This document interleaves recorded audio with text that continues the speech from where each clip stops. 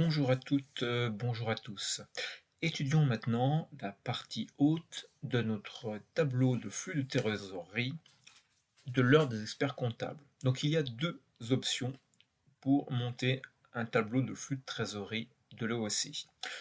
On va regarder l'option A, qui est la plus répandue. La partie haute concerne le flux de trésorerie lié à l'activité. Pour ceci, on part du résultat net de l'entreprise. On verra dans l'exercice qu'il y a quelques éléments que l'on va retravailler, notamment on va éliminer des charges des produits que l'on dit sans incidence sur la trésorerie. Ensuite, à ce résultat net, on va rajouter des éléments ou en retrancher qui sont ceux déjà rencontrés lorsqu'on calcule une capacité d'autofinancement. Le but ici étant de calculer ce qui est appelé dans la méthode de l'OEC une marge brute d'autofinancement.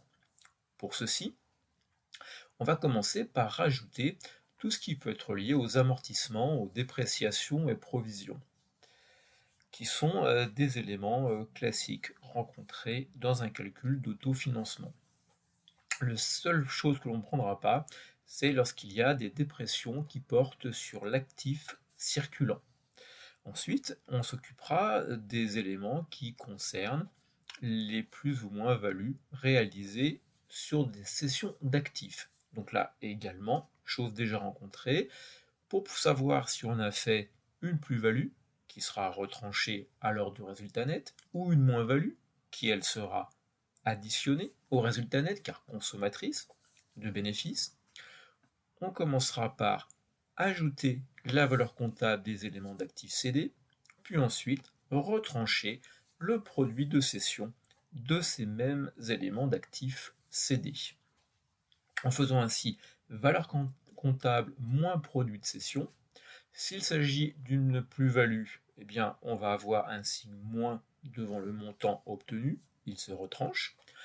Et si la valeur comptable est d'un montant supérieur au produit de cession, c'est-à-dire qu'on a fait une moins-value, cette fois-ci, le signe sera plus et va se rajouter à notre résultat net.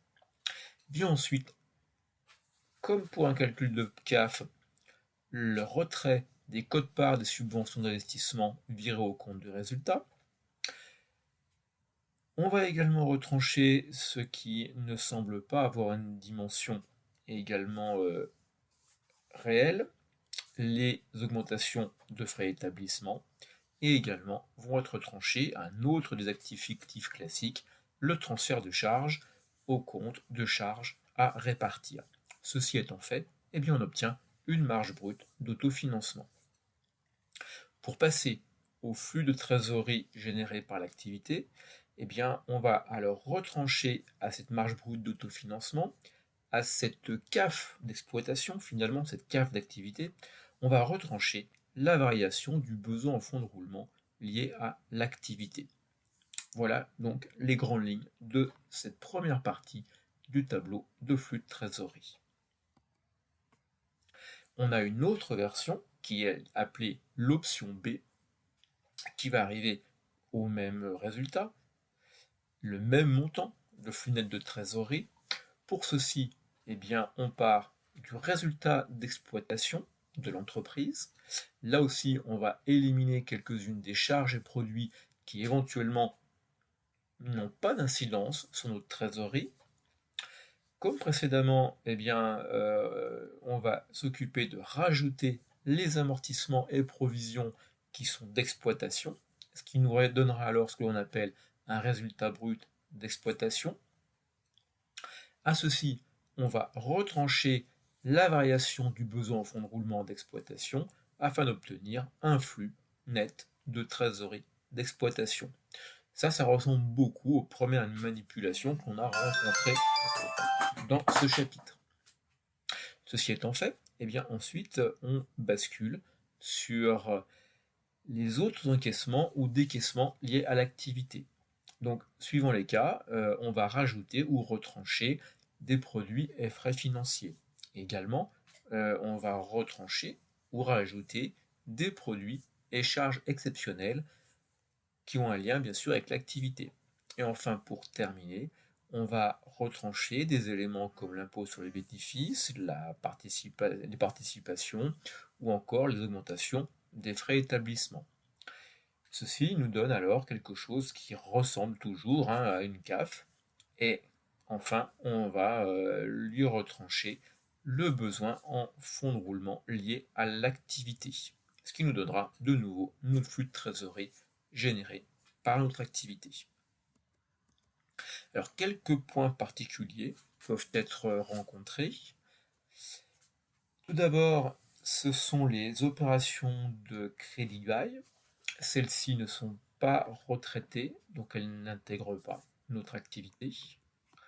Lorsqu'il y a des effets escomptés non échus, eh bien ceux-ci vont être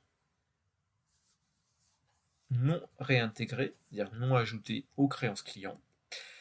Et puis, ce qu'on a déjà entreaperçu, les frais d'établissement eh bien, ne sont plus considérés comme des immobilisations, mais comme des charges, donc déduites du résultat de l'exercice. On retrouve notre logique déjà rencontrée. Pour l'option A, il y a certaines particularités. C'est ce que l'on a rencontré dans le tableau.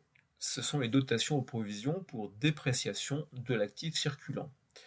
Eh bien, pour l'ordre des experts comptables, elles sont considérées comme des dettes à court terme décaissables et de ce fait ne sont pas rajoutées au résultat net lorsqu'on calcule notre marge brute d'autofinancement. Enfin, pour en terminer avec notre marge brute d'autofinancement, eh bien celle-ci va être définie comme une ressource qui est dégagée grâce à l'activité avant qu'on tienne compte des dégages de trésorerie. Donc c'est ce que j'ai commencé à vous dire, on est face à quelque chose que l'on va assimiler à une capacité de financement réduite à une CAF dite d'activité. Maintenant, eh bien, à partir de quelques informations, je vous propose que l'on fasse un petit travail, un petit exemple. Donc on va avoir quelques informations qui nous sont données, et à partir de celles-ci, eh bien, on va tout d'abord travailler sur les besoins en fonds de roulement, savoir un peu comment ceux-ci eh bien, vont être répartis au sein d'un autre tableau de flux de trésorerie. Et puis on regardera éventuellement le signe qu'on lui donnera dans le tableau de l'OSC. Alors voici les quelques éléments qui nous sont donnés, extraits du bilan de 2 années successives, N-1 et N. On a ainsi les montants des créances et autres créances d'exploitation. On a des montants pour les fournisseurs et les autres dettes d'exploitation. Le montant figurant au bilan pour l'impôt sur les bénéfices. De même pour les dettes sur immobilisation. Et enfin, il se trouve que là on croise du capital appelé non versé. Alors commençons par le besoin en fonds de roulement lié à l'activité. Pour ceci, eh bien, il faut se rappeler donc que ce BFR devrait avoir un aspect qui va prendre la variation des créances clients, moins la variation des dettes fournisseurs, moins la variation de l'impôt sur les bénéfices. Ainsi, eh bien, on a pour 145 000 de créances clients en N, 132 000 en N-1. On va retrouver également la variation de la dette fournisseur.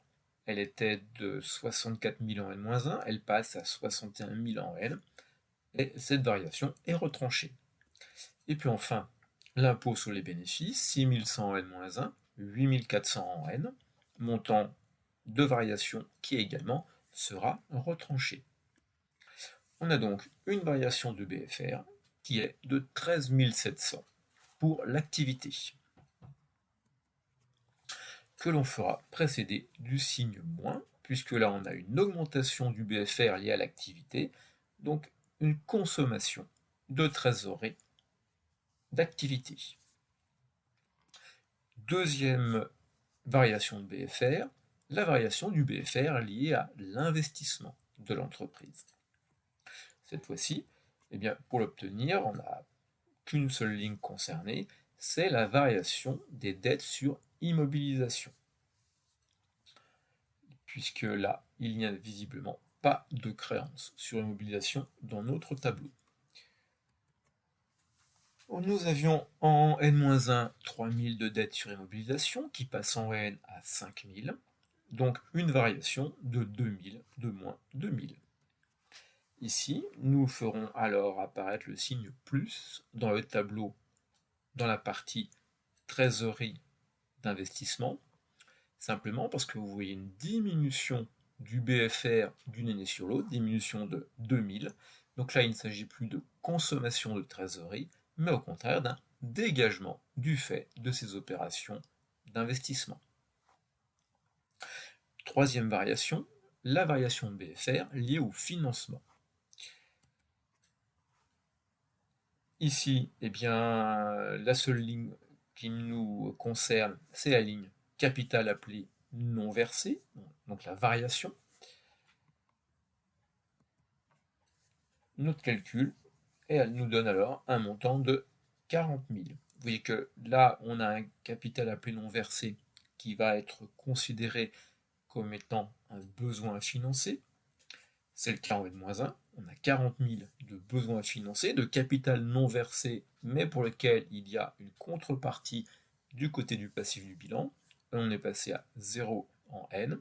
Résultat des courses, eh bien, on a réintégré, on a un dégagement de 40 000. Cela, eh bien, fera apparaître un signe moins dans notre tableau de trésorerie.